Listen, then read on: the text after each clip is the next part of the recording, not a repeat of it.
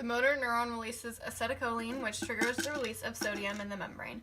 This happens at the neuromuscular junction, which is where the synapse of the motor neuron is connected to the muscle fiber.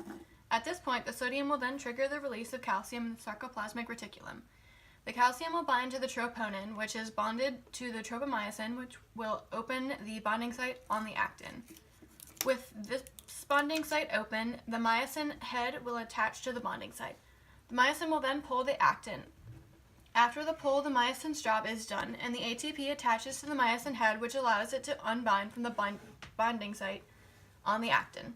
The process will then repeat with the leftover ATP attaches to the next myosin head, allowing it to connect to the next bonding site.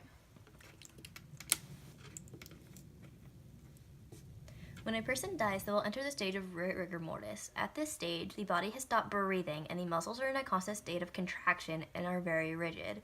This constant muscle contraction will occur when the motor neuron releases acetylcholine, which will trigger the release of sodium in the membrane of the muscle fiber.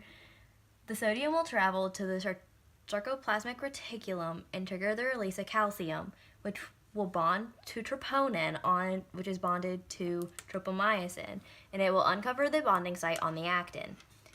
The myosin will then attach the myosin head to the bonding site on the actin, and it will stay there, being in a constant state of contraction.